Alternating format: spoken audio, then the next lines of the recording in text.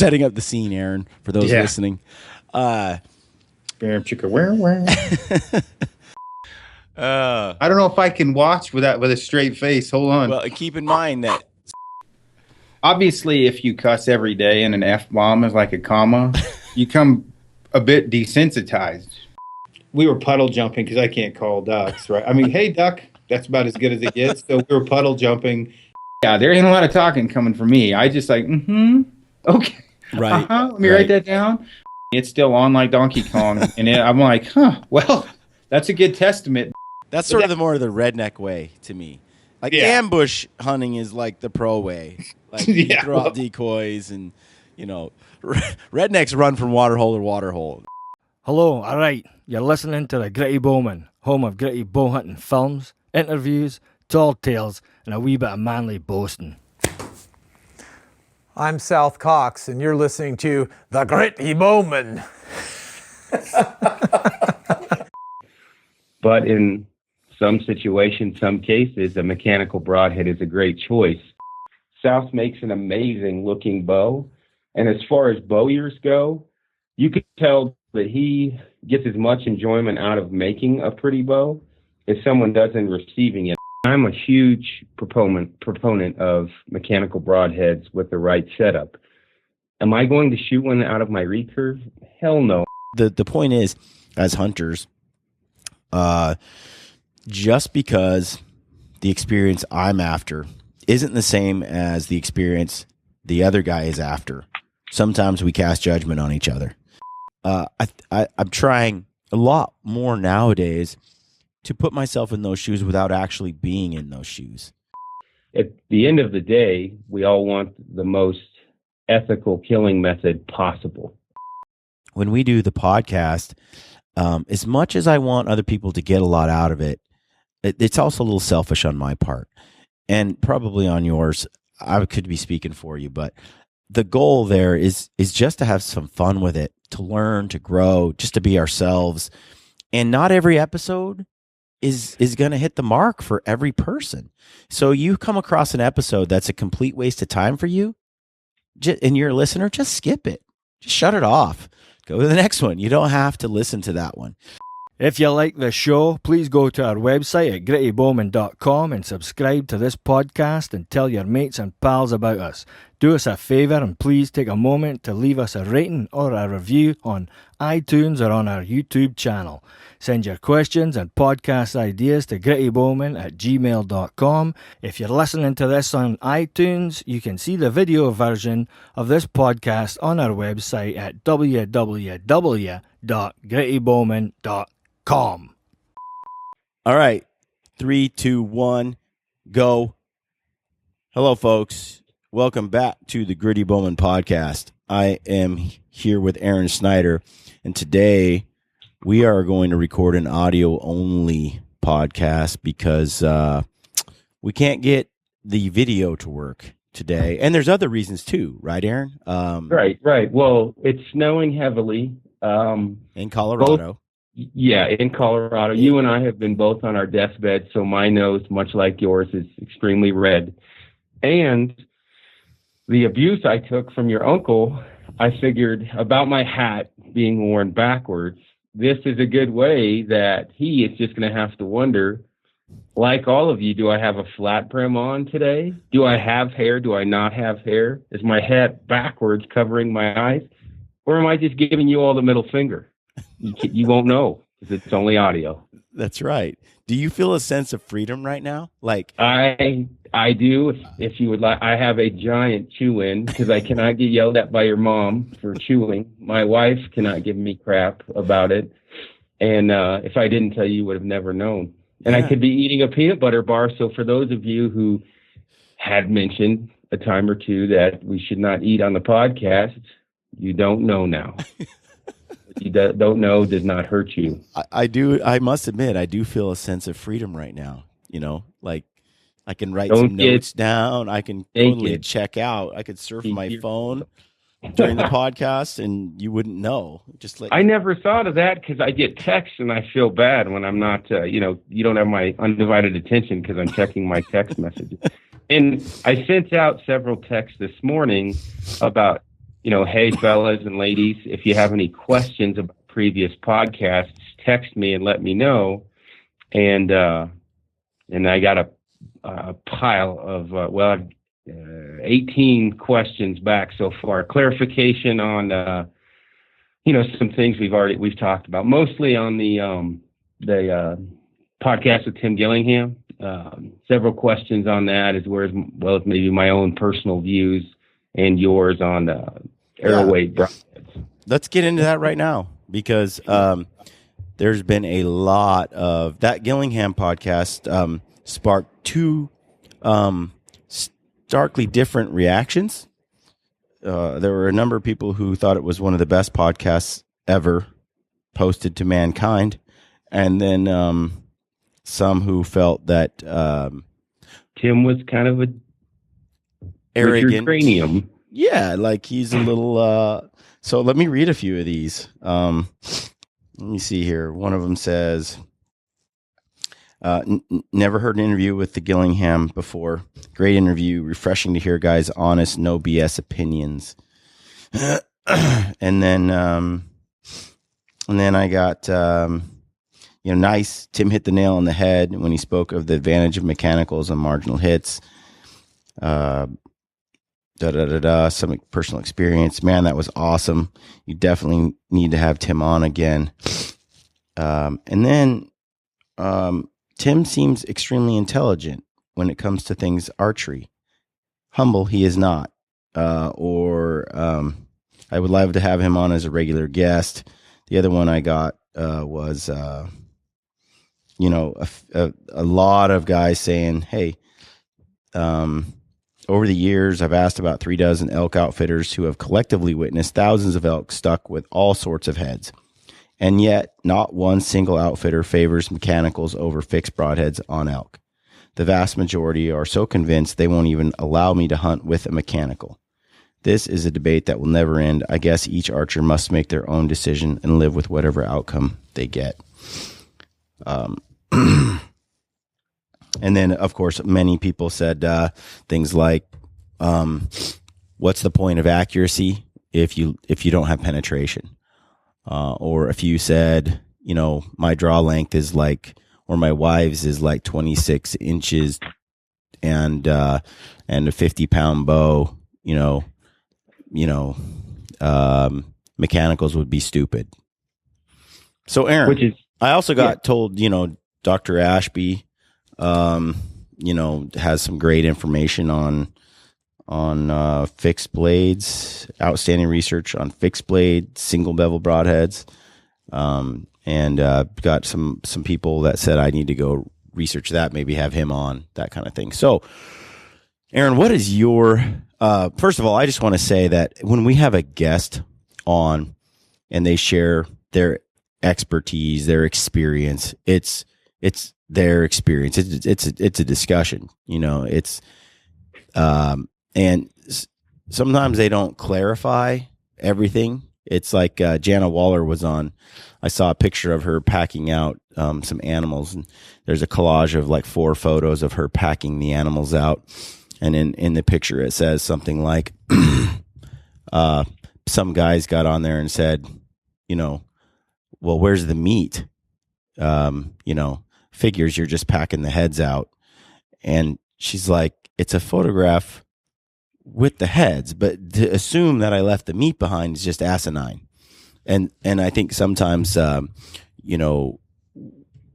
when someone like Tim says use a fixed blade, or a mechanical, there's of course it's not a one size fits all situation. And I think Tim kind of alluded to that. So.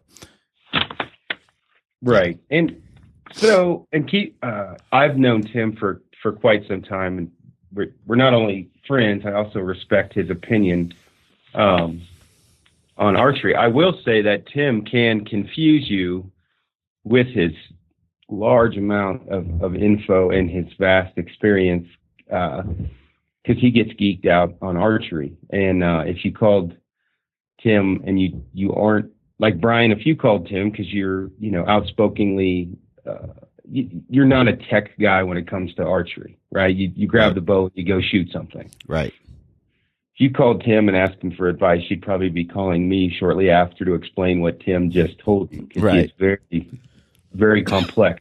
With Tim has a 32-plus inch draw length. He shoots a relatively heavy arrow, and he's had very good luck with mechanicals. Now, you put, a shoe, that shoe on a different foot with a guy that has a 26.5-inch draw length. He's shooting 65 pounds, and he's shooting an average weight arrow of 420 to 440, something like that, 450. Should he use a mechanical? That's been asked to me a lot. Now, my own personal opinion, I have had great luck with mechanical broadheads with my compound bow, shooting a heavy arrow and heavy poundage. That's not to say I wouldn't have had great luck with a fixed blade broadhead, but there were more negatives than there were positives in most aspects for me shooting a fixed blade when compared to a mechanical. A mechanical, larger cutting diameter, flies better, groups better, and for me. Now, before we twist up this ball of snakes even worse, a lot of people will say if you know how to tune a bow, you wouldn't have this problem. Meaning, if I could tune my bow, fixed blade broadheads would fly just as good as mechanicals.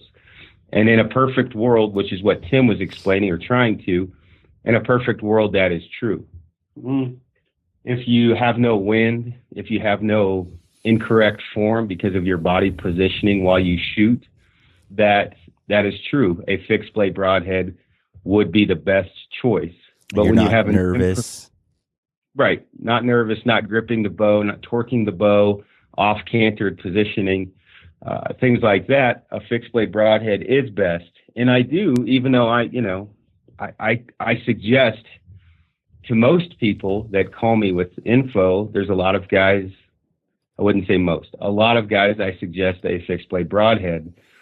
But in some situations, some cases, a mechanical broadhead is a great choice. To me, I just don't think you should discredit either option for any reason. There's no reason to say never shoot mechanicals, and there's no reason to ever say never shoot fixed blades. I just think that certain situations require a mechanical and may work better, and other situations may require a fixed blade. As far as Tim being arrogant, I have never taken Tim as an arrogant person. I've taken him as an extremely confident person. Having said that, Tim is one of the most generous guys in the archery industry when it comes to helping people get into archery, getting their bow set up. And he tinkers. He plays with all kinds of different options, all kinds of broadhead arrow selections, tuning methods, and he's just a wealth of knowledge. He may come off arrogant, but it's confidence. Now, not to run at the mouth here, but you brought up Ashby and some of his methodologies for bow tuning. Now, have you read any of that stuff or been? No. Have you caught up on any of that? No, I haven't. Well, now, rather than going into two different people and saying it's Tim versus Ashby or whatever, it is, let's say it's extremely heavy arrow weight with extremely high front of center, meaning point weight, against, average arrow weight, let's say, against in a mechanical head. Extremely heavy arrow weight, meaning, let's say extreme, 600 grains plus, and 20% front of center, meaning in a very large amount of point weight up front. When you're almost comparing my traditional setup to my compound setup in some ways, or most people's compound setup. Now, Brian, for example, what arrow and point weight do you shoot? Do you know that right now? Or what were you shooting? You mean weight-wise in front of center? No, not front of center, but like what was your, roughly, I'm guessing your arrow length was 28 inches and you were probably shooting 100 grains up front. Yeah, 100 grain with a weighted insert at the front. Do you know what that weighed, the insert?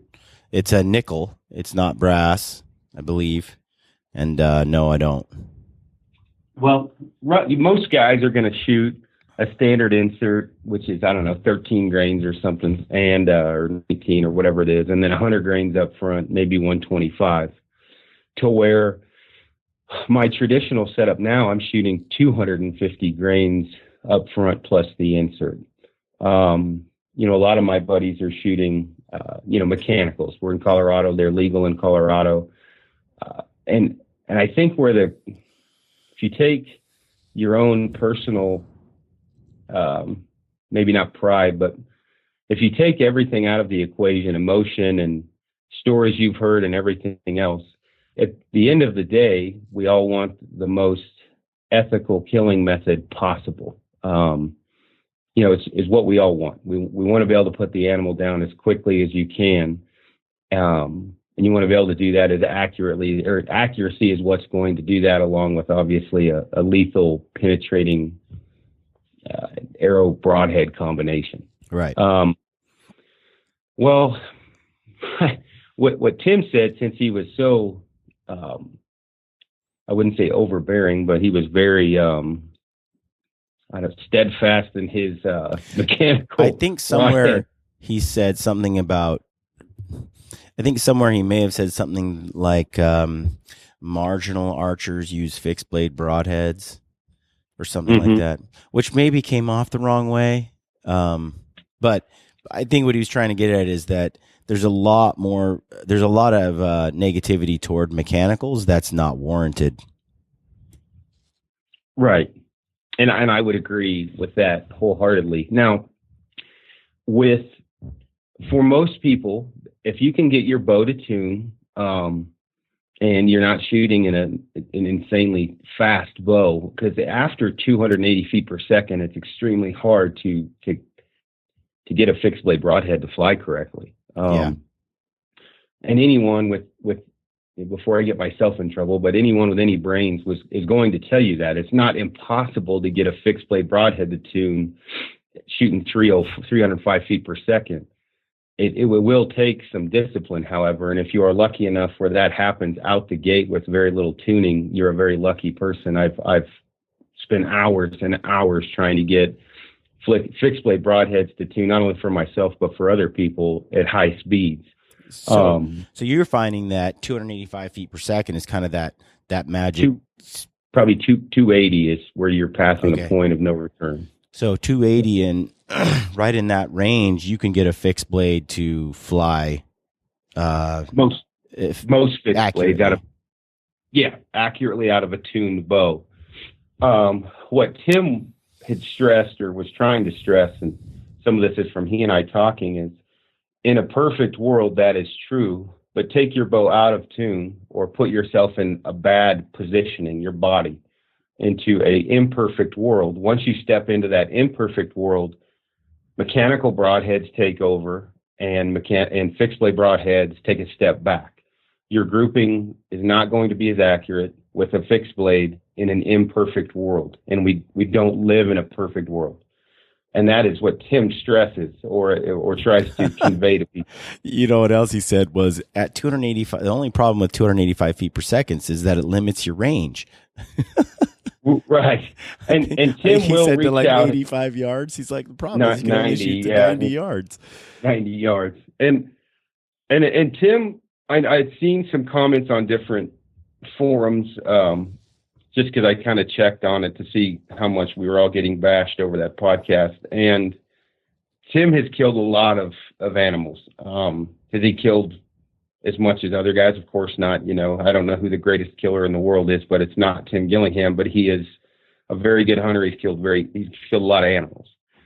He will reach out and touch an animal at far distances that a lot of people would consider unethical.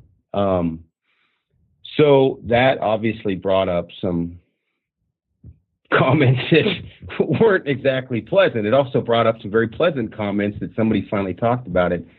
To me, when people, ask me about, should I shoot a mechanical broadhead? If you're shooting a 450 grain arrow at 280 plus feet per second, you're not going to have any problem with the mechanical broadhead. if you're shooting a 395 grain arrow at 270 feet per second, you could run into problems depending upon where you hit your animal. So comments like, what good is accuracy, a larger cutting diameter if there's no penetration? That comment is supposing, that there's no penetration, and that can happen when you have an underpowered setup for the broadhead you're using, correct? Yeah. Definitely. But supposing you have the properly, you don't have an underpowered setup, you have plenty of power behind that arrow, then the argument for a mechanical seems pretty solid when you compare it to the advantages of that to a fixed blade. To me, assuming your bow is powerful enough and you're shooting heavy enough and the right setup, if you were to put fixed next to mechanical, I just like the mechanical option better.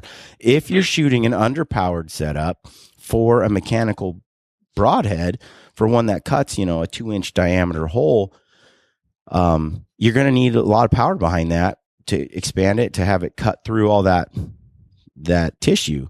And so, if you don't have the setup, you're going to need a broadhead that's smaller, that doesn't have as much drag on it upon connecting to the animal, correct? Excuse me.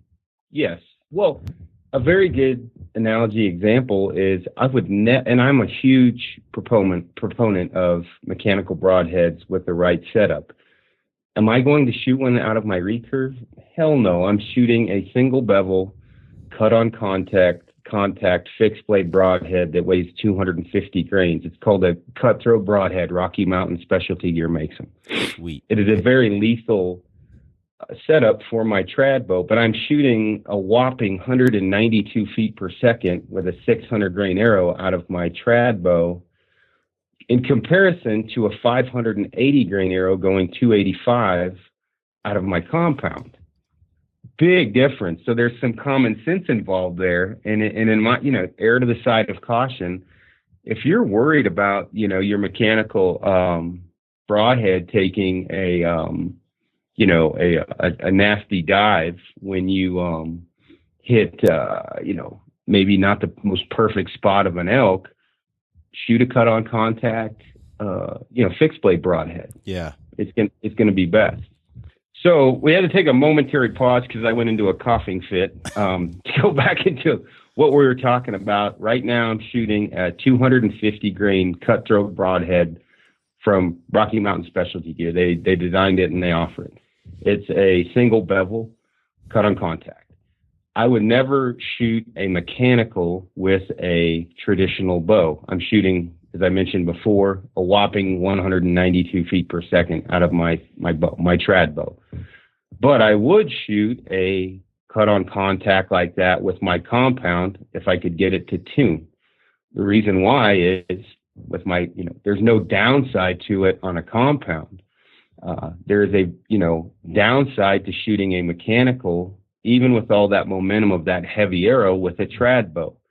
And not only that, if I can't get a bow flying 192 feet per second or an arrow flying 192 feet per second, if I can't get that to tune correctly, I've got problems of my own. It's when you put speed behind that arrow, no matter how heavy it is, when you put speed behind it, you run into problems. No matter how much front of center you have, when you have too much speed, it is difficult to tune. What Ashby talks about, if I remember correctly, is 20+% front of center, which what that says, if you don't know what front of center means, is an extremely heavy point. Excuse me. And depending upon how long your arrow or how short your arrow is, it can be inherently easy to get high front of center or extremely difficult to get a high front of center from your point weight. When you get heavier point weight, it also weakens the spine of your arrow, which makes it even more difficult to tune. A little bit stiffer spined arrow is going to tune easier compared to a weaker spined arrow. So there's a lot of different numbers into this equation. It's not as cut and dry as you would probably think, but if you're shooting a high amount of momentum, not necessarily kinetic energy, but momentum, out of a compound bow, a mechanical broadhead is a very good option that I will stand behind, a good mechanical. Now, having said that, I've had a mechanical broadhead on a couple different occasions not open up correctly. And you hear horror stories, about that.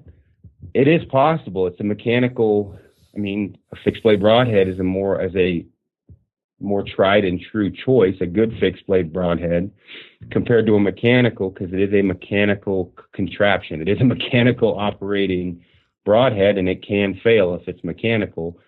I've just had, if you go down the history of time, not just me and my friends as well, with fixed blade broadheads, when someone is not in a perfect world, their body's contorted, and the perfect tune they had on flat ground, at the archery range was thrown way out of whack because of field circumstances.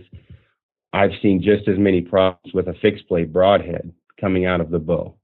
Not hitting, point of aim, point of impact being off because of the imperfect world that we live in. And Brian, you're listening. Does this make any sense to you? Oh yeah. Just the difference when you're shooting in a wind, which often, some of these hunts that we've been on, there's a stiff wind going on up there. You want a heavy setup just to buck the wind, but you put a fixed blade broadhead on the end of that, and even if it's heavy, you're still going to catch the wind. The wind's gonna it's got these giant blades sticking out on the front that are gonna just get buffeted, and that's assuming you shoot everything perfectly. Right. And so and then of course, like you said, it's not a perfect world, and you are shooting, out west especially, or even from a tree stand, you're shooting some steep angles at times. And so, excuse me, to me, the mechanical failing, you have heard about that. I think it's pretty uncommon. But like you said, it's not like the fixed blade doesn't have its drawbacks, like we just discussed. So if you just got to weigh the two together, and I keep going back to the large blood trail and the quick kill that comes with a mechanical, and the accuracy. Right. And the other problem too, hopefully Brian doesn't die on us, ladies and gentlemen. The other problem you have too is you have such, just the way that the industry, the world, and we as human beings are, you have guys standing on one side of the river, and they're screaming, "You're all idiots, fixed blades are the way to go." And then you've got, the other guys on the other side of the river saying, no, you're an idiot because mechanicals work great and you're just an old fart, or whatever is said. Well, if you try to take that out of the equation and you really just look at things as a common sense perspective, if you're shooting enough momentum, momentum is what kills animals, not kinetic energy. Momentum is what's important. If you have enough momentum to open up a mechanical, not have any issues with that, pass through, a mechanical is a great option. And I couldn't believe anybody that would tell me. I would have trouble not arguing with anyone telling me something different than that. On the other end, if you can get a fixed blade broadhead to tune, it is a great option and something that anyone should shoot if they can make that happen, if they're comfortable with it. Just use common sense. There's bad sides to both of the options. So Ashby's comments, where do those leave us? Like his research? His research, this is the long and short of it, because I haven't read it in a while, because he's pretty blunt in the fact that you need to shoot an arrow weighing at a minimum of 600 grains, I think, and 20% front of center, meaning a really heavy arrow weight, and that will outpenetrate basically a slower heavy arrow isn't going to have any issue outpenetrating a lesser weight, faster arrow. And without getting into that debate, and I may be wrong on exactly what Ashby had said, I didn't pay that much of attention to it, because my specific setup of around 500 grains at the time, flying at 280 was a pretty lethal setup. You know, times have changed, but if you go into traditional archery, which is where a lot of what Ashby says does fit in, it's great to have a really heavy point weight, and it's great to have a really heavy arrow. You're not going to ever get speed out of a trad bow, not comparable to a compound. So when you go into a compound, you can shoot a moderately, you know, an arrow of moderate weight at a fairly high momentum and high speed, where you're taking one of those factors completely out of the equation when you go with a trad bow. Not that I'm an expert with a trad bow, but you're not going to get speed. So the momentum is going to be huge, and you're really going to want a heavy arrow to create that momentum. Yeah. And trying to mix those two is about like trying to mix, you know, science and religion. It just doesn't work very well. The two of those, they don't mesh. From what I've seen and dealt with, and I've only been shooting a trad bow for a month, but I do have common sense, and I understand how an arrow works in a bow. But again, for me, shooting, I mean, I don't know what bow I'm going to shoot for sure this year for a trad bow, but it's going to have an arrow that weighs about 600 grains, and I'm going to have at a minimum 200 grains, but probably 250 to 300 grains on the front of it, whatever gets to tune it out right, because I need all the momentum I can get, because I don't have any speed behind it. Yeah. Well, and that's brings up another point. So I think we've kind of, you know, touched on this debate a little bit more, kind of added a few more comments, a little more clarification to it. I really enjoyed Tim's no BS approach. I mean, he's very opinionated, but he also has a lot of experience to back that up. It's not like, you know, he's speaking without a vast amount of experience. So, you'd be kind of a fool not to listen to what he had to say, because he's been there.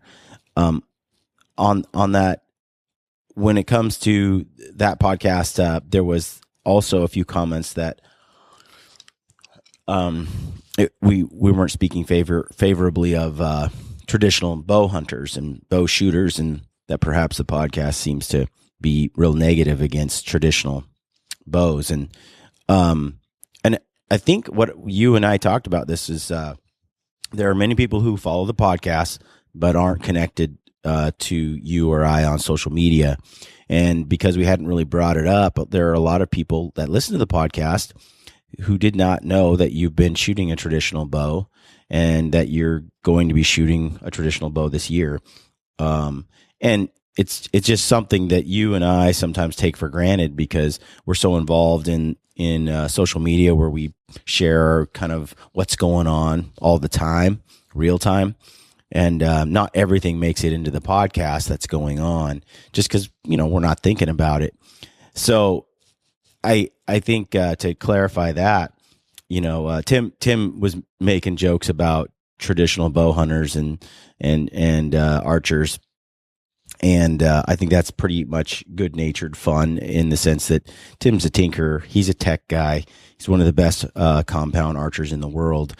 You know, you're talking about, you know, something he's not really into, you know. No, he's not into traditional shooting. He can shoot anything, really. I mean, he's a very gifted person when it comes to archery, but no, and we've done a podcast on this already. It hasn't been published yet, about me shooting a trad bow, and maybe you, and why I switched, and we go over all that into the other podcast. But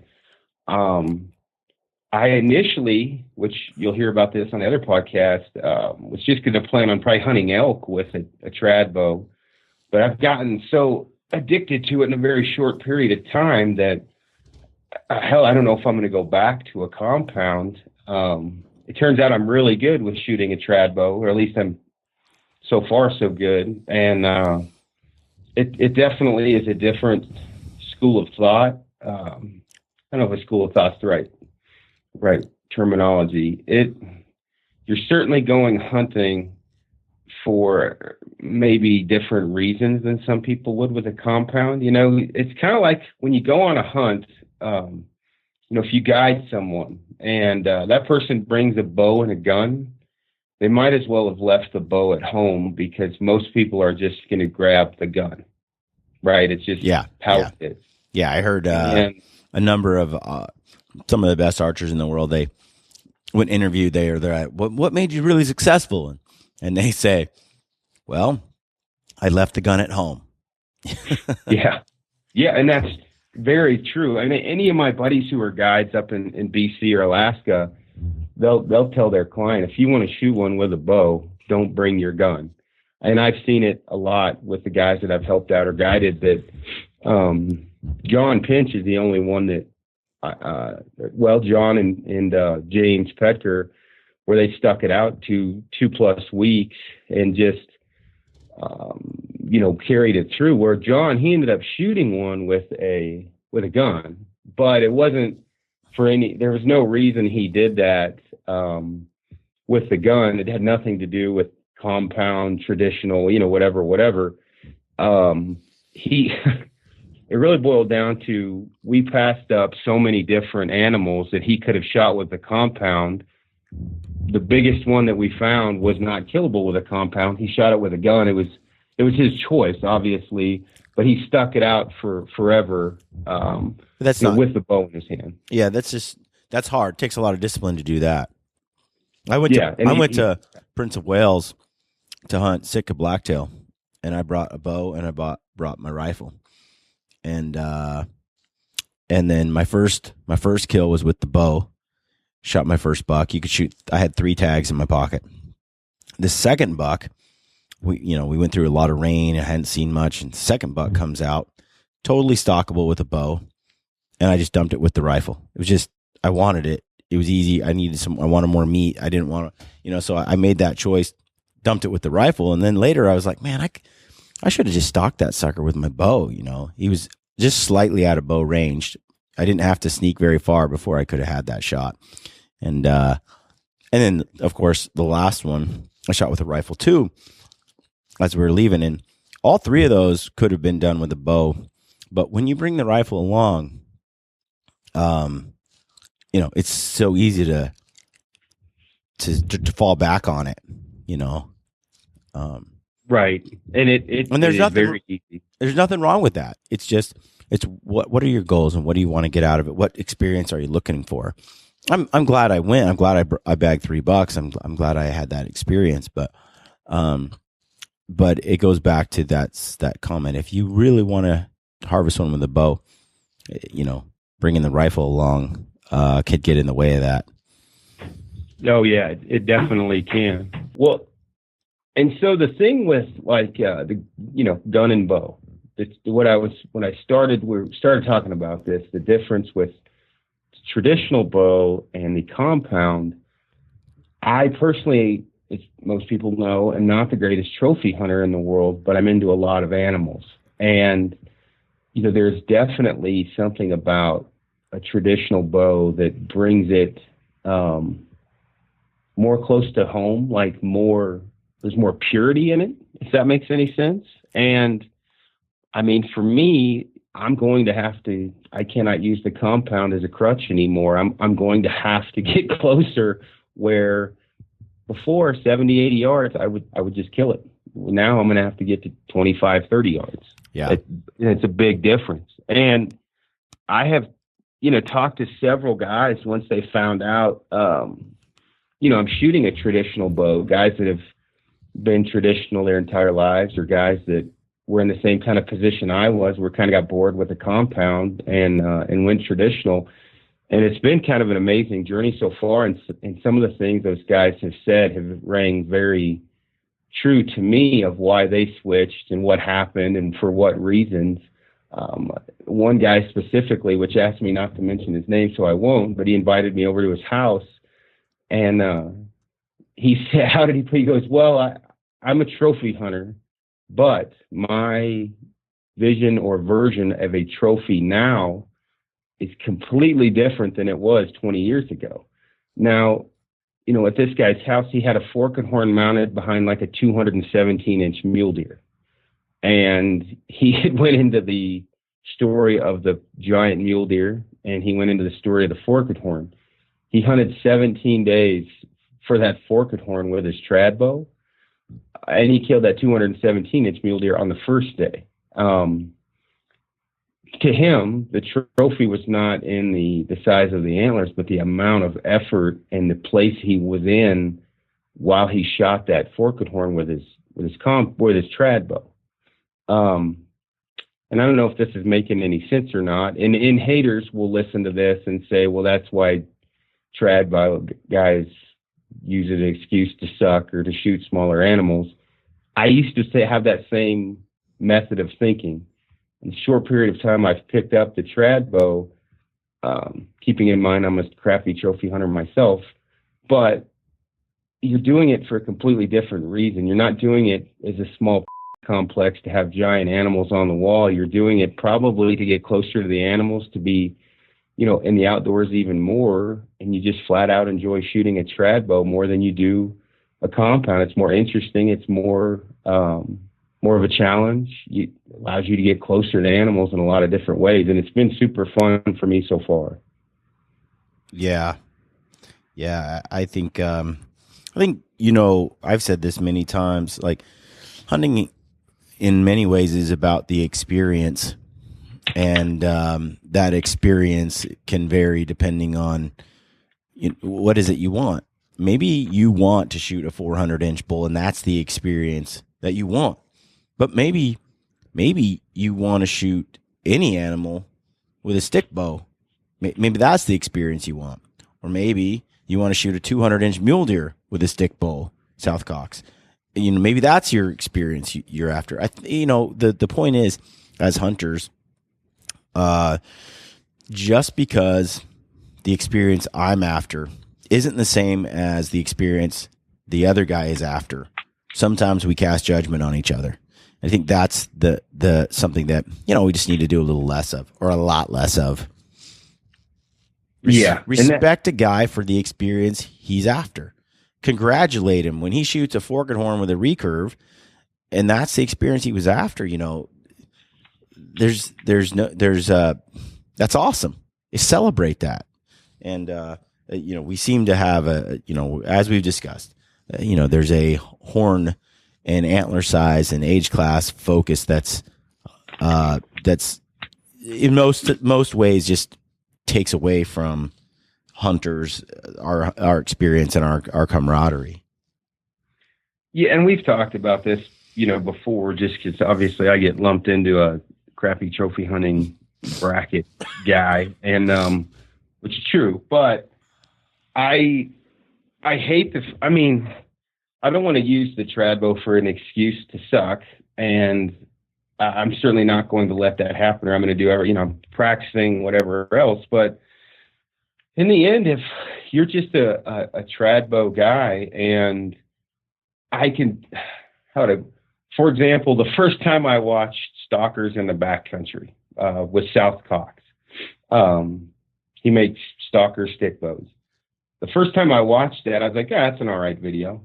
And, it's cool. He killed some animals. He missed some stuff. And compared to when I watched it again 2 weeks ago, I had completely different dynamics from when I'm watching that and what he had to do to kill those animals to when I watched it a year ago when he sent it to me.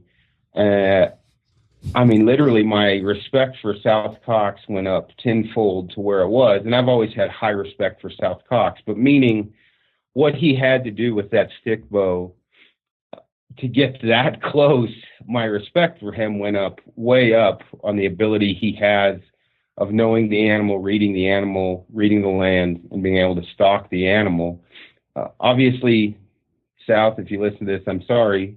Shooting wise, he may have a couple issues. I don't know. I wasn't there, and by no means am I casting judgment, because I may be flinging arrows all over Hell's Half Acre.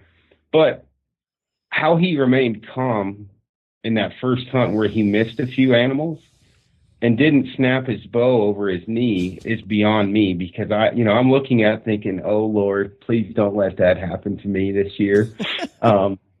Because I mean, just the perseverance, not just the physical aspect of what he had to do, but just the mental perseverance to keep going to get an animal. I don't think, unless someone picks up a trad bow, would probably have a clue of what the mental toughness that the little guy has. There's a lot of fight in that little dog, because he kept going, and it's amazing. And he got one. And all of his hunts, none of them were gimmies. I mean, and he missed. There's a couple animals he missed. One was in his bed. And, dude, the arrow's going right for it. And I'm watching it thinking, oh, money. And it just drops right under it. And he comes back in front of the camera, and he's like, ta-da-ta-da. Oh, everything went perfect, but the shot, it just dropped right under it. And I'm like, I probably wouldn't have been quite that calm and poised. I would have been freaking out a little bit more than maybe South was. But, the whole traditional thing, it's a personal choice like anything. And trying, and I'm guilty of it myself, but trying to everybody just support what everyone else is doing without being an a-hole, we would probably be a lot farther on in the industry than we are, as far as everyone getting along and not bashing each other for it. And I think there's been a lot of, South has a video about, in one of his videos, he talks about the division among hunters and how we need to stick together a lot more, So, and I think it has improved a lot. I think that there's been I remember looking at Extreme Elk magazine. Corey Jacobson put some of the first issues out. It was one of the first magazines I had ever seen, hunting publications, where they had like young raghorn bulls and articles about just any archery kill. It wasn't like every bull in there was, 300 plus 6x6. It was like, somebody shot a little, dink 2-year-old bull, and it was like, or a spike, and it's celebrated in that magazine. And I think, publications like that and other people hunters being more vocal about it, that attitude has shifted tremendously for the good. You got shows like Meat Eater, where Ranella is really focusing on the act of, of getting food and bringing it home instead of the size of the animal. And all those things are good. Don't get me wrong. I love chasing, an old mature blacktail buck or a big bull elk, but it's not the only experience, or it's not the only one that other hunters validate anymore. Right. And I mean, if and obviously everything comes full circle at some point, but I wrote an article for Eastman's called the 90%er, and it was just talking about 10% of the hunters kill 90% of the game, and how to shift from that 90% to the 10. And obviously I wanted it to be an informational article, and just kind of maybe teach people a few different things of what they could do to get into that 10%. Now, I got a ton of criticism that I'm a crappy trophy hunter and I shouldn't have written that article. Even though, as you know, and I fill pretty much every tag I have in my pocket every year, and I help a ton of people out, but they're not trophy animals. But I go out and kill a couple elk a year, and I'm a successful hunter, but by no means am I a successful trophy hunter. But again, Aron, that depends on what we call a trophy. A trophy, I mean? Like that's evolving as well. Like what you would consider a trophy with your recurve is going to be a lot different than maybe what you'd consider with a rifle for you. Right, exactly. And trying to just, and one person specifically, which I won't bring his name up, and you and I have talked about, he's got an infatuation on himself and on antler size, and that is perfectly okay. But for a guy that which I think it's great that the industry is looking at things maybe a little differently.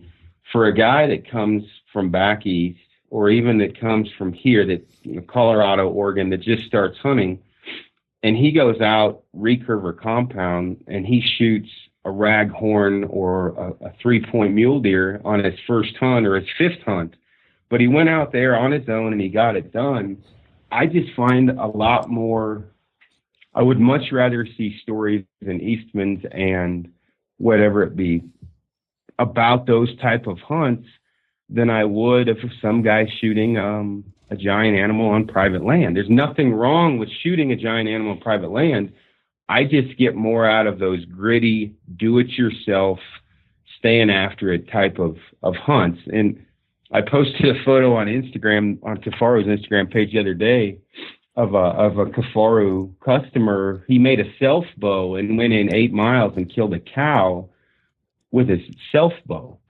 And that meant a lot to me because it was right in that time I just started shooting a traditional bow. And I'm watching this, or I'm reading this guy's story. And I posted it up. And what I thought was great is it got a lot of very good comments and a lot of likes. But in comparison, if I would have posted a guy with a compound that shot a 390-inch bull, I'm sure that would have got more love, and understandably so. But knowing the story that the guy sent me of him getting that, making that bow himself and killing that cow that far into the wilderness, he missed a few up to do it. I mean, to me, I was like pumped up, like, yep, that is what it's all about. And, I hope that I can actually whack some animals deep into the wilderness this year with the trad bow. If I don't, I don't, but I'm hoping I can pull it off. Some of this has to do with, walking a mile in another man's shoes. Now that you're shooting a traditional bow, you have a better idea of the magnitude of an achievement like a cow elk with that setup. It's like, I was hearing Rihana and Cary talk about her elk in one of the earlier podcasts we did at the ATA. The elk she killed last year. She's off on her own. She's solo hunting that day. She gets close. She stalks up on this bull, is raking on a tree.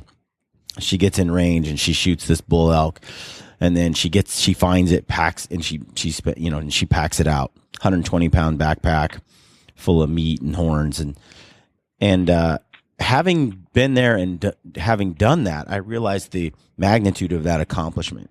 I sit there and I'm like, wow, it's impressive because I've tried to do it.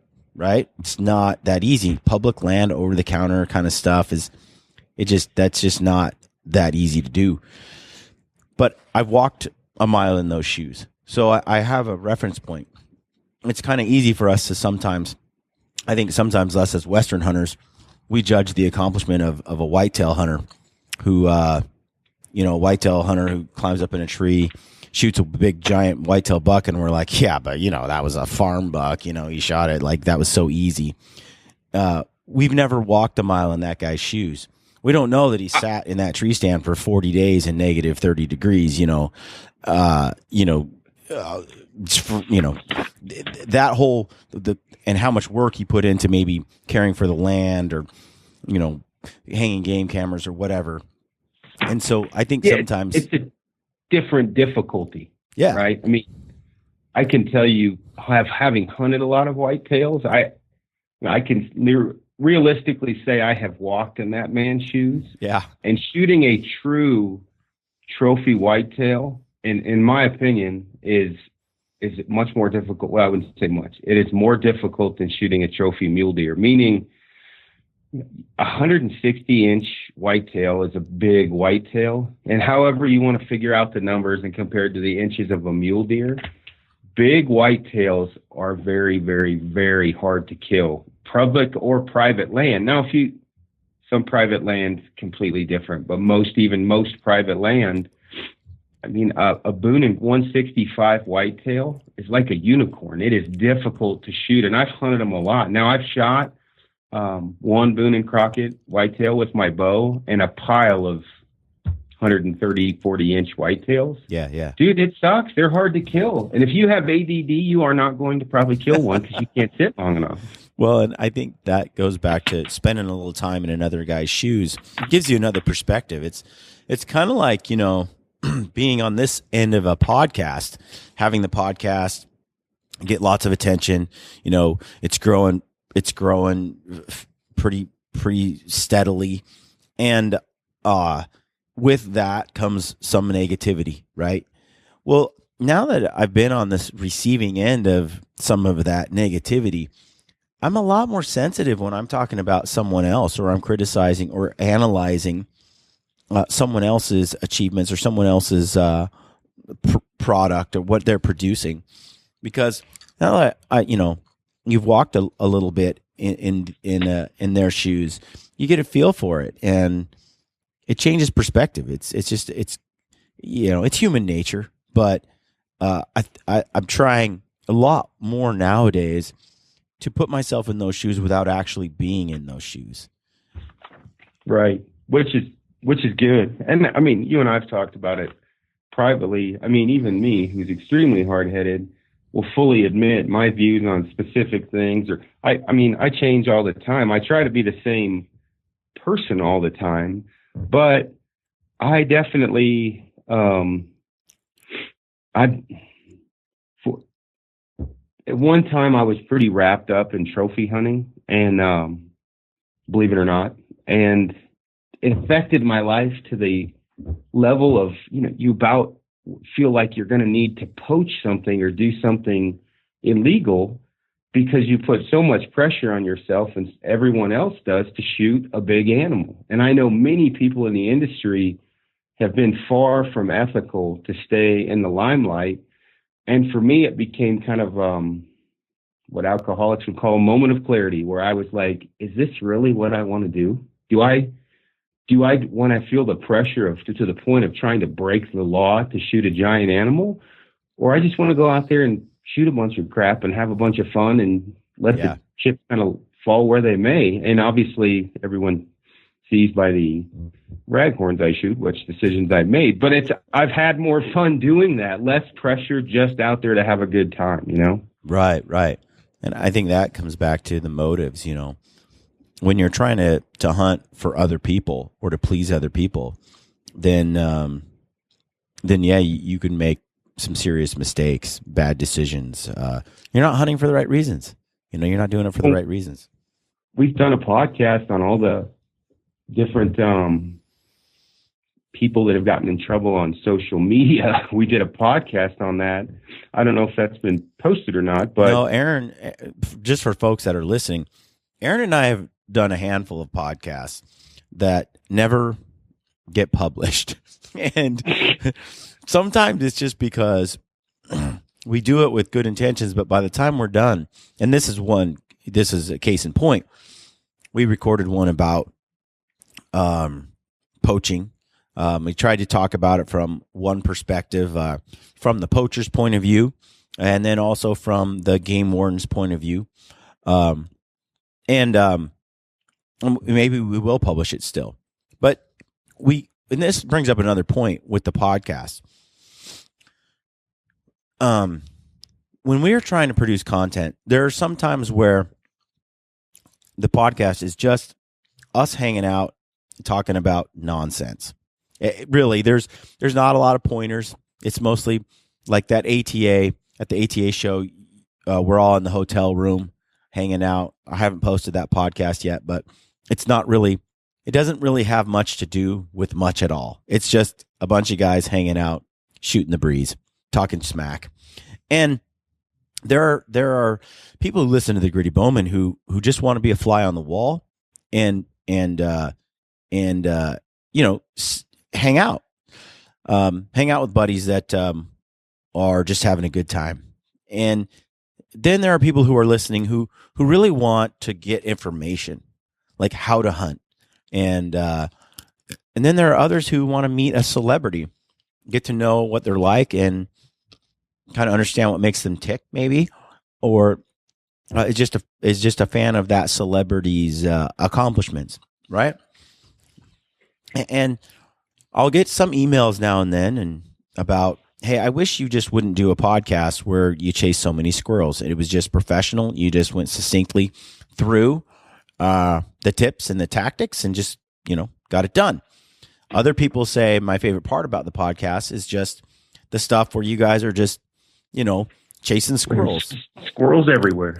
And then you have other people who say, I prefer no TV celebrities, hunting TV celebrities. If you just interview people who don't have names or aren't famous, they'd like that. Well, it's hard to please everybody.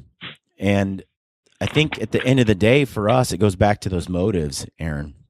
When we do the podcast, as much as I want other people to get a lot out of it, it's also a little selfish on my part and probably on yours. I could be speaking for you, but the goal there is just to have some fun with it, to learn, to grow, just to be ourselves. And not every episode is going to hit the mark for every person. So you come across an episode that's a complete waste of time for you, and you're a listener, just skip it. Just shut it off. Go to the next one. You don't have to listen to that one. Pick and choose the ones you really that really resonate with you or that fit your style.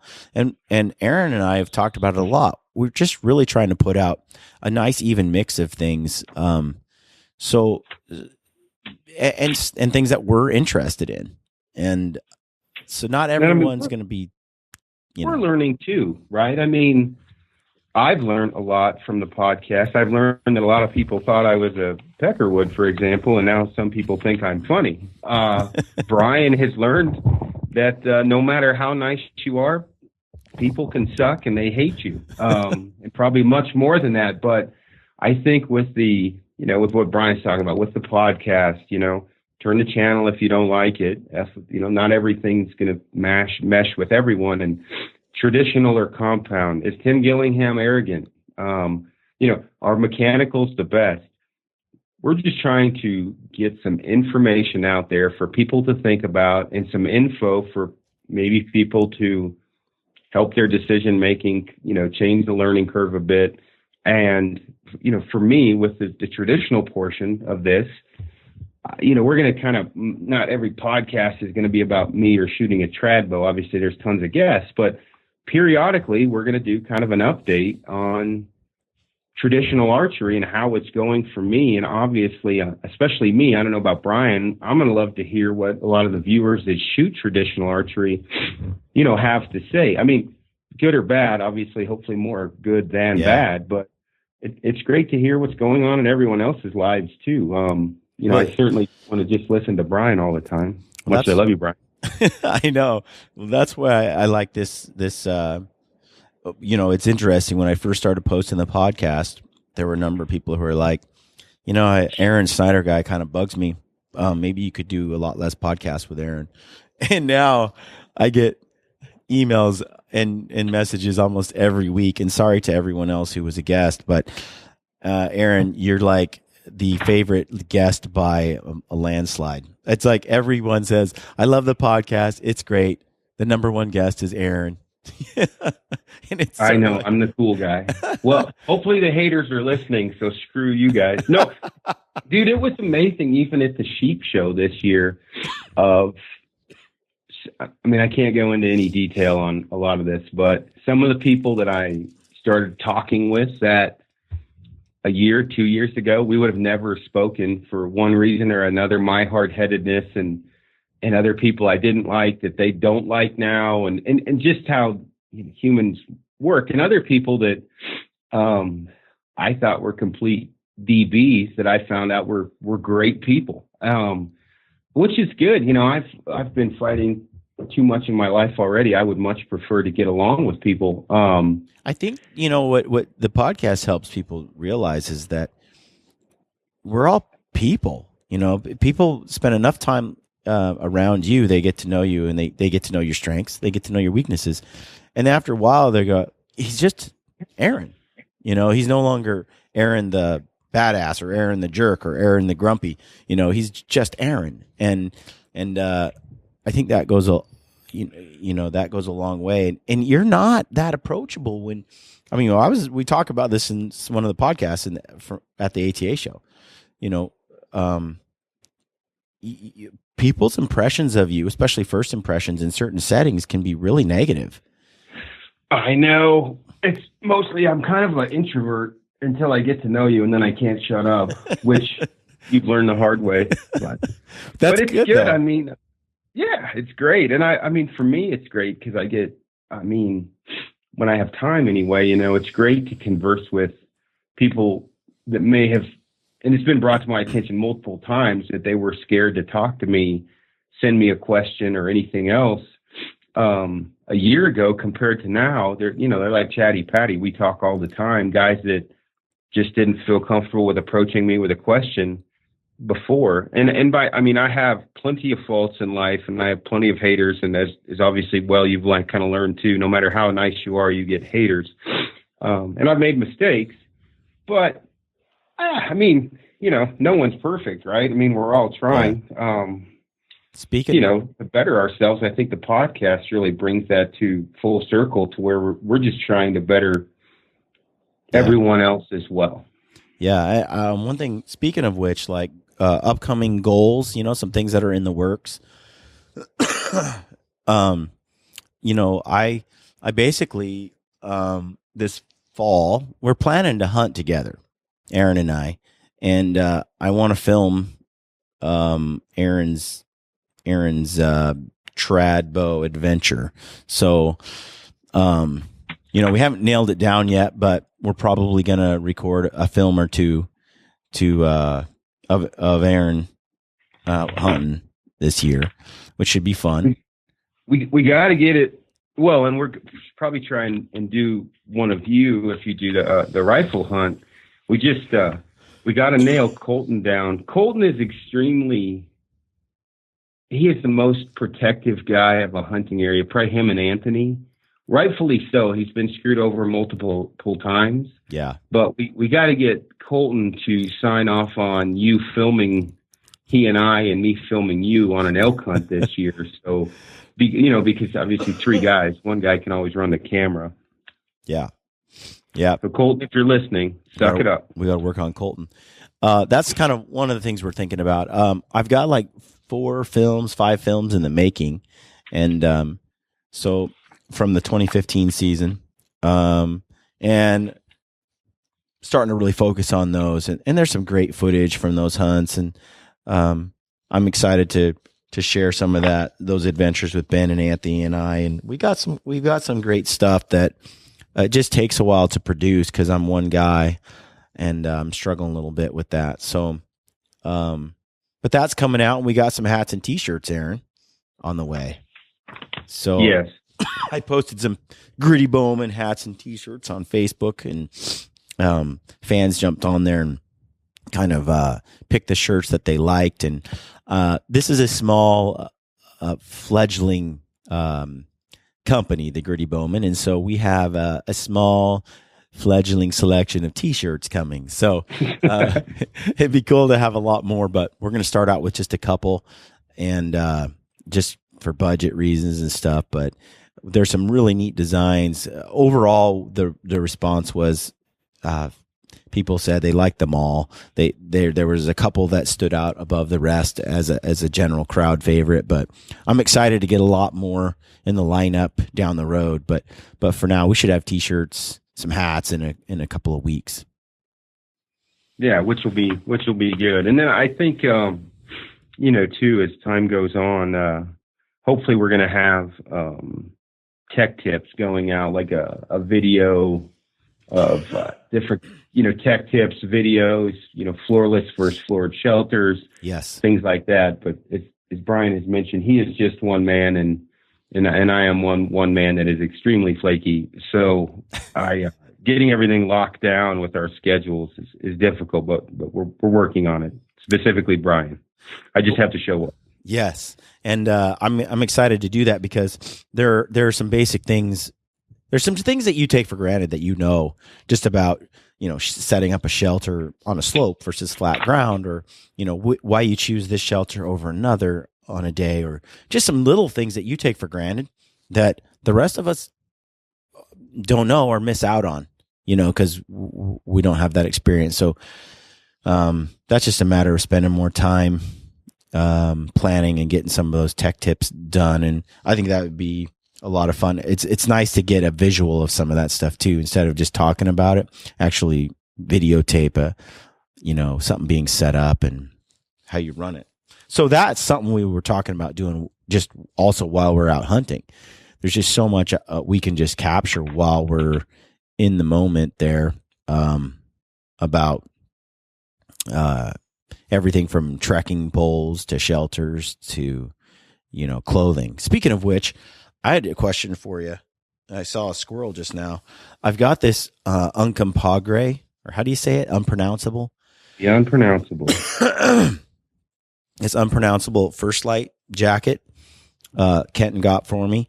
And I've been wearing it everywhere. It's just super comfortable. When I first put it on, I was not super thrilled with how it made me look. It doesn't make my chest and my guns pop or anything like that. It sort of hides my physique a little bit. And I was kind of hoping, it'd be more slimming. But now that I'm wearing it, I'm like wearing it all the time and everywhere I go. It's just super comfortable and warm. How does this compare to other puffy jackets that are out there? What are the pros and cons of this jacket? Like the pro obviously is it's synthetic. So in wet weather, it does, keep you warm. No matter, if it's wet or not. So it's relatively durable. The zipper is the only downfall for me for that jacket. The zipper can get hung up a little bit. It's one of the better synthetic jackets on the market, without going into a long drawn out synthetic jacket podcast. But that thing for me, you can kind of skip a layer with it. It's right in that midweight where it's not so heavy you don't want to take it, and it's not so light that you kind of have to have two, additional layer with it. That's what I noticed. When I go out. Sorry. I was just going to say, I have a Go Light jacket that I take with me, but then I also brought a North Face vest because the Go Light jacket just isn't enough by itself. So I end up taking two, like the Kuiu. The Kuiu seemed, like I'd almost need two puffy jackets to make it work. Where this First Light, it seems like it's just perfect, the warmth for the weight. Yep, and that's the big thing with it that's nice is the warmth to the weight, where you can go with a super lightweight rain jacket, that thing in the base layer you wear and you're good. You can kind of skip that fleece layer or a vest or whatever else, and so it's a very good option. Again, the only thing you really need to watch out for on that is the zipper and the sizing. You want to size down. I wear a medium in that jacket. If I'm layering underneath, I wear a large. No, I wear a large in that jacket. If I'm wearing anything underneath, I might need an XL. But you probably want to size down from what you think you are. It's a little bit bigger than you would imagine. Yeah, it's nice. So another squirrel. I wanted to ask you, trad bows. As we're looking at these trad bows, and that I'm been interested in getting one for a while. Well, dude, let me tell you what I found about traditional archery. There's a few things that are guaranteed. One is you're going to get more advice than you really need or probably want, because everyone is so helpful in that community. But what I have found personally with the trad bow, no matter how good or pretty the bow is if it doesn't hit where you're looking, probably just move on till you get a bow that does. Meaning, for me, I tried 15 different bows when I started. And I knew what length I wanted, and I knew about what poundage I wanted relatively quickly. But there were certain bows that they just hit where I aimed, right? Where I was looking. Where other bows, there was no stacking. They felt great. The grip may have felt great. And this is my own opinion before a bunch of trad guys get on and say I'm wrong. But there were certain bows that just were like an extension of my body. And out of the gate, I was just hammering the dot with them. Where there was other bows, I was shooting 3 foot right, no matter what. And I could have compensated for that, but what would have happened later if I got a bow that actually hit where I was looking? I would have been shooting 3 feet left, if that makes any sense. So for me, there was just specific bow companies I shot really well, specific bows, and other bows I didn't shoot very well at all. There was nothing wrong with any of the bows, and everybody talks crap about, I mean, good dude, it's worse than compounds, I think, about everyone else's bows. Like, Hoyt sent me a bow to try out. It was one of their used ones, or you know what I mean? I think a demo. Mm-hmm. And when it was a Hoyt Buffalo riser with carbon quattro limbs.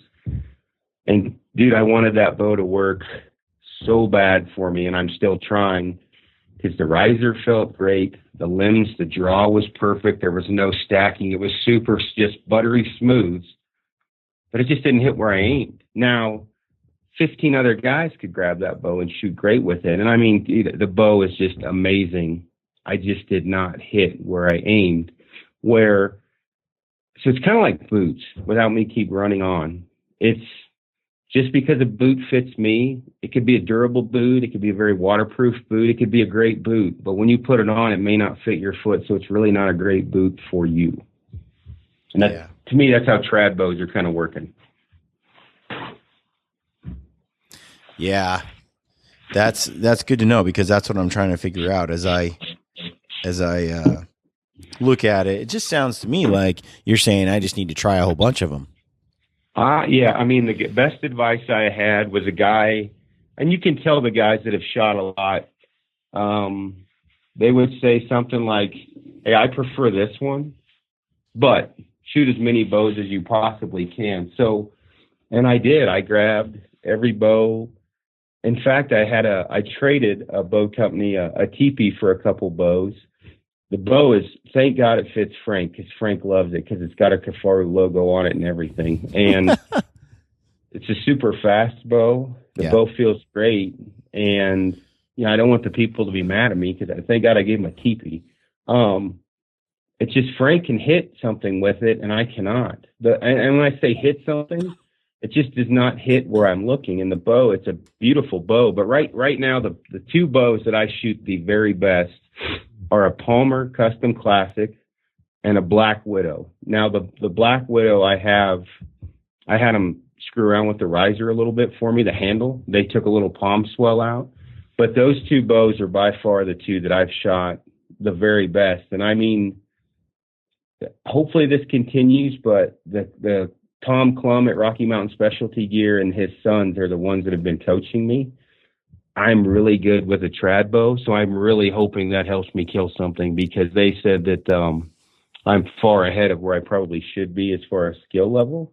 Yeah. I just have to keep my head out of my butt, not get target panic, and keep continuing my shot, executing my shot correctly. Dude, it's so addictive. Like, I haven't wanted to get off work and go shoot my bow in like 10 years. Excited? Yeah. Man, now at lunch, I run and shoot. After work, I go out and shoot. It's like your new toy. I'm at home shooting, like constantly at the house, you know, like at 5 yards. It's super addictive, but you're never, with the compound, you have a pin and you put it on the dot and you shoot, right? I mean, yeah, you can pretty much grab any bow and shoot if you're at a specific level, a certain level. I can grab any compound bow, because all manufacturers make great bows, and I can shoot really well out to 80 yards with any of them. Mm-hmm. It is not that way with a trad bow. It takes extreme skill and discipline, and you also, that bow has to be an extension of your body. There's no way around it. I think of it like shooting baskets on a basketball court. You know, having played a lot of basketball, you just start hitting every shot you make, 3-point, you know, and in, and you just find that where you're hitting the bottom of the net every time. You're in the groove. You're in the groove in the moment. That's a really good feeling, and it gets addictive. And you shoot a game of ball where everything's instinctive and everything's perfect. And then the next day you're off. You just can't help but want to find that day again when everything was just clicking, you know. And I've just found that the days where I'm off, it's easier just to go home. Yeah. Yeah. Just don't keep shooting hoops. Don't keep flinging arrows. It just ingrains bad habits in the. I mean, if you're in the middle of a tournament, you don't want to be a wiener. But Yeah. dude, you're right. There's some days. I shot a 264 the other day on a 300 round of one spot, and I'm always above 200. But dude, that day I was just laying like 20 pluses. Each arrow counts as 5 points, so 25 possible. I'm like, 18, 20, 21, 20, and I'm like, man, I don't want to stop, but I can't feel my arm right now. I'm going to have to but it was one of those days I could not miss. And it feels good. The trad bow cannot miss means every now and then one might go in the tree ring, but I was shooting really good groups. Well, one thing I was going to ask on that as well is, what are you doing to make sure you don't injure yourself right now? With shooting as much as you are and getting into it as much as you are, is there a possibility you could, that repetitive motion that much, that often, you worried about hurting your shoulder? No, I mean, when I ripped my bicep off 4 years ago, that just sounds awful. It was awful. It coiled up like a tape measure in my armpit. But during the claims portion, my employer, I don't know if he was trying to fight the claim. He was actually, but he kind of blamed it on the fact that I had done steroids many years before. And so they x-rayed my shoulders. I had shoulders of an 8, even with pulling 80, 90 pounds of the compound. Thank God they did these extensive x-rays and research, MRIs, whatever, on my shoulders, and I had shoulders of an 18-year-old kid. No injuries whatsoever. So I've never had shoulder problems, but I have really good alignment. The guys at Rocky Mountain Specialty Gear are great coaches. And I have a specific shot sequence that I run. I actually hold at full draw for 2 to 3 seconds to execute my shot sequence, where some guys snap shoot. What I do is a little different. But I do warm up, where with a compound I probably wouldn't. But I don't shoot crazy heavy poundage. I did just order some 60-pound limbs, or 60 pounds at my draw length. But right now I'm at about 55, 56 pounds at my draw length, which is about 30 and a quarter inches. And I can shoot it all day. It's not, within reason. I can shoot it all day. It's not horrible for me. And I just pay attention. If I get tired and sore, I stop shooting. You know what I mean? If I start to create a little bit of a bad habit, start to kind of pluck the string, come off my face like I shouldn't be, I just stop shooting. That's good. Yeah. But I have to say, the thing that's been great is everyone has been super supportive. It's not like I'm in AA, right, going through Alcoholics Anonymous or anything, but everyone has been like Phil. Phil, obviously, if I'm shooting a trad bow, me sending customers to Phil over at No Limits Archery may not happen as often. Mendoza, yeah, with he championship bow hunting. They do the other podcast, Natural Boar Hunter podcast, but. Phil's been super supportive of me. He's kind of made fun of me a couple times, rightfully so. But all my friends have been super supportive, other than they're like, this will be the first time we can say, no, Aron, we're going to go ahead and take the shot. It's too far for you this hunting season. Because normally I'm the guy, I mean, I can shoot a compound pretty well. So, yeah. But even Colton, he's like, dude, I'll call for you. He's like, don't worry about it. He goes, we'll get you one. I'll call for you. Not a problem. And there's been several guys, which I think is great, that have switched to traditional archery from kind of hearing my story of how I got kind of bored with the compound. Mm-hmm. And I've gotten the same feedback that I've given them, where I wish I would have done it a long time ago. It's been great. And I kind of wish I would have done it, 4, 5, 6 years ago. Yeah, that's neat. I need to talk to Anthony. He's killed quite a few animals with his recurve. He basically got it and then was very successful for about 3-4 years in a row, just spot on successful. And then he started hunting with Ben and I, and he kind of got back to a compound. But it's still like one of his, he he's still, it's like his first love is he made I believe he made his own self bow and killed a deer with it. I'm not going to be at that level anytime soon. I don't foresee. Yeah. It's funny because Anthony's done that, and we talked about it a little bit, but I've never really picked his brain about it that much. It's just, you're not in that world. You're not shooting trad. You just kind of, I just don't really, it's not a topic of discussion, but now, with you doing it so much and after having spent some time around South Cox and drooling over his stalker bows, I'm really, it's piquing my interest. Well, I think the one thing I had going for me is the guys, and hopefully we can get them on the podcast. It's something. The guys at Rocky Mountain have 400 bows, trad bows on the wall at one time. Now, that may not seem like that big of a deal, but I tell you what, if you're a dude getting into traditional archery, that is a huge deal because you have every bow to go over there and see if you like it.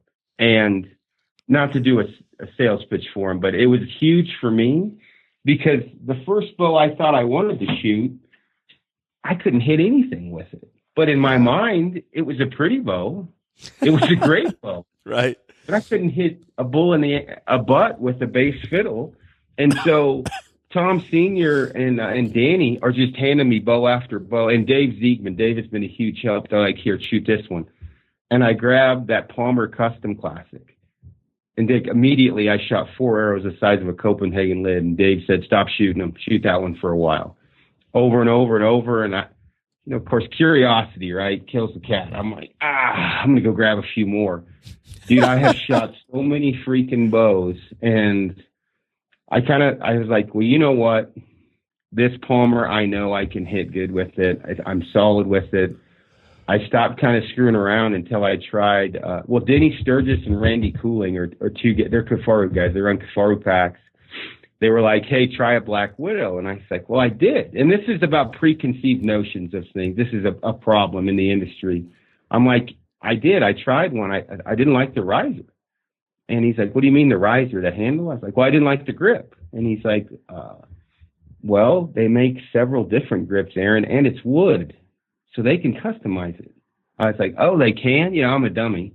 So I called Black Widow and I asked some questions. And I said, well, this was the bow I wanted. This was the length. Can you do a low wrist and shave the palm swell down? And they're like, oh, yeah, that's not a problem. And I was like, well, crap. So, and obviously a lot of bow manufacturers can do that. And so that Black Widow that I had shot, I just changed a little. I hit really well with that thing. So I'm going to end up shooting one of those two bows for the season, the Palmer or the Black Widow. I'm going to have kind of a shoot off with it here soon. 300 rounds, shoot one day with one bow, one the next. And I mean, South makes a great bow. Mm-hmm. They didn't have that many of South's bows they only had one at Rocky Mountain. And South was going to send me a bow, to try out and see, but I already had the Palmer. So there's nothing against South bows. I just don't have that much experience. I will tell you, South makes an amazing looking bow. And as far as bowyers go, you can tell that he gets as much enjoyment out of making a pretty bow as someone does in receiving it. I mean, he really likes to make a solid looking bow, where some bows that come out are kind of plain Jane and blah. They're just not that cool looking. Yeah. Yeah, no, I mean, man, everything. I've been in his house, and there's the woodworking throughout is just amazing. And he just carries that through on the bows themselves. So, yeah, I got to get back down there. I think he's moving. Excuse me. I think he's moving to Colorado, though, isn't he?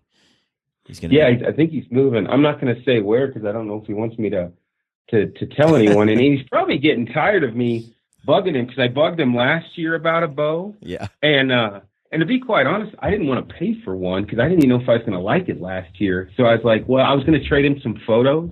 Yeah. For the bow, and South's super busy, so back and forth, whatever. And he was like, yeah, we can work something out. And we just never, talked again. South is funny. Like, I remember, emailing him and saying, hey, let's get together and do a podcast down there. And he's like, okay, that'd be awesome. And then you send South a message, and it'll like 2 days later, he'll get back, or 3 days later, he'll get back. And so I think with South, it's just, he's just busy doing his thing. And it's like I think he batches, like he checks his email at a certain time every other day. And, but it's all about getting things done. And I'm about to that point now where anyone out there who's listening to the podcast and hasn't, I mean, Aron, I'm probably at least 400 emails deep that I haven't responded to. You know what, as you bring that up quickly, please know for the people that DM me on Instagram and Facebook and text, and if I haven't responded to you, it's not because I dislike you.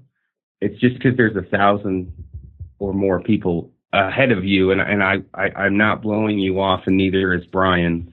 It is overly consuming right now with the amount of questions we're getting. Well, and I tend to knock out the ones that are super easy. Like if it's a quick question, I can just respond. I try to get back immediately. Sometimes I get a 3-page letter, and I love everything they had to say, and they've got some excellent questions, and I don't have the time to respond that day. And then I just, at this point, I'm starting to wonder, you know, how can you deal with that much volume? You know, if you're one guy, yeah, you know that's not really an option for me. I've tried to sleep faster, Aron, I really have, but it's still a skill I'm lacking. I think that's probably why I get sick more frequently, is because I don't sleep and my immune system sucks.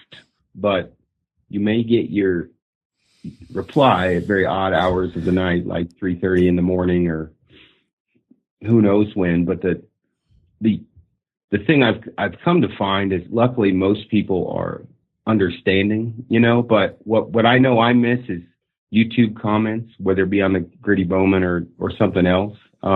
Yeah. I just can't keep track of everything. And obviously the Gritty Bowman, go ahead.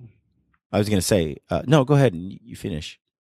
There's just so many different subjects that it's just extremely hard that we talk about. And it could be something that a podcast you and Corey did, Jacobson. And someone might ask me something Corey said, you know, not in a negative way, but just like, hey, what do you think about this?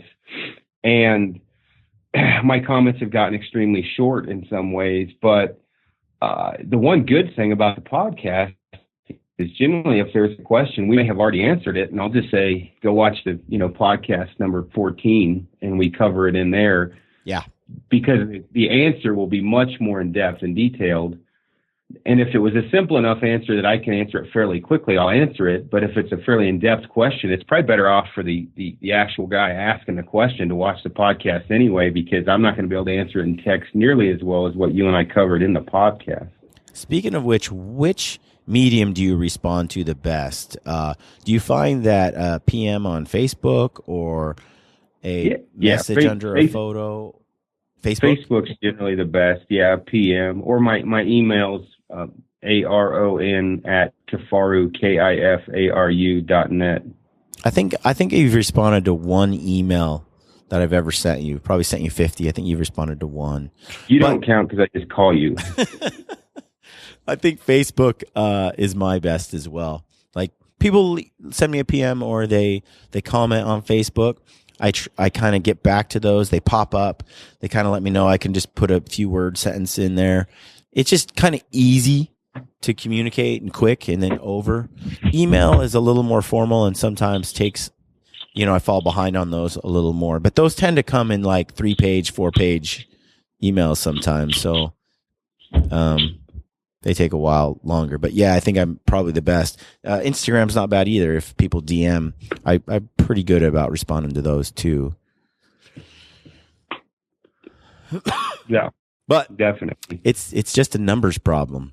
There's one of me and one of you, and there's a lot of emails coming in, so a lot of questions. So we'll just keep doing our best. Hopefully, we're hitting topics that people find useful and are improving their hunting experience and helping them out. We have some great podcasts coming up from the ATA still. I think I still have like 15 or so to to publish. So we're going to start cranking a lot of those out this week, trying to get them all out. I was hoping to get them all out by the end of next week, but that's kept Katie very busy, and us getting sick did not help. That kind of laid me out for about 3 or 4 days. Yeah, I was on my deathbed on my birthday. It sucked. Yeah, I called you that day. You sounded like you were dying. I didn't get out of bed I got out of bed, but I literally, I had this bright idea to get my hair cut on Friday, and I got to the barber shop and was sweating so profusely, I had to go back home. No, it was bad. You got antibiotics, didn't you? I did, because I had, they said I had bronchitis, sinus infection, and the flu. Nice. All at one try. I'm an overachiever. Yeah, I've avoided the antibiotics so far, but it's been hanging with me for a couple of weeks. I worked out with Jesse Wise, a train to hunt coordinator over here, and he came up, and I was telling him I've been sick for a while, but I'm just going to kind of work out through it. I'm just going to exercise through it. Just going to take it easy though. Yeah, that was a mistake. I worked out 3 days in a row, and on that 4th day, I was like bedridden. I went from like a level 1, mild runny nose to like full on green and black chunks of mucus and phlegm and hacking and coughing. I'm feeling like a fatty right now because I haven't done anything remotely close to a workout, and I'm trying to chalk it up to it's a good break period, and after the Western Hunt Expo, all the guys are going to start hitting it super hard, and I'll just take care of it then, I guess. Yeah. Well, that'll be fun too. We're going to be at the Western Hunt Expo. We'll be in the Mountain Ops booth, Aron and I, Gritty Bowmen and Kafaru. You're going to bring some packs with you? Yeah, I'll have 4 or 5, the main ones. Yep. And then guys can come and check out those packs, try them on, and so that'll be fun. And that's coming up real quick. Thank you for joining us today on the Gritty Bowmen podcast. This podcast is brought to you by Aron. Robitussin. What's that?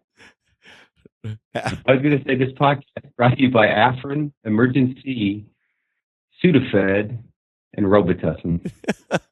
All right, man. Get better. Talk to you later. Stay gritty. Cool. All right, later. Okay, gritty friends. I hope you enjoyed that podcast. If you did, please take a moment to leave us a review on iTunes, Podbean, or Stitcher. We love reading your reviews. And connect with us on social media if you're on there. Look us up on Facebook and Instagram, and take a moment to subscribe to our YouTube channel so you can receive notifications when we upload new videos. We've got a sweet deal with Mountain Ops. You get 20% off on all Mountain Ops supplements, combo packs, and apparel when you type in the word gritty at checkout. If you're a hardcore elk hunter, or you want to be, go to the Elk 101 website online and check them out. Our friend Corey Jacobson is killing it with some of the best elk hunting information and entertainment on the web. If you haven't heard, we're doing a huge gear giveaway to try and grow and expand the gritty community on Facebook and Instagram. I asked a bunch of friends to pitch in on this gear giveaway, and they all came through with some awesome stuff. Our friends at Kafaru, Rockslide, First Light, Phelps Game Calls, One Shot Gear, Mountain Ops, Triple X Archery, Blacktail Outdoors, and Is It September Yet are pitching in some sweet gear for the giveaway. We'll announce all the details in the next few weeks. All you have to do to be entered to win is like our Gritty Bowmen Facebook page and follow us on Instagram. All right, friends, let me leave you with one other quote from Theodore Roosevelt, who said, "It behooves every man to remember that the work of the critic is of altogether secondary importance, and that, in the end, progress is accomplished by the man who does things." We all have a choice. We can be people who do things or people who criticize the work of others. It's pretty simple, really. Get out there and do your thing. Good luck on your hunts, and stay gritty.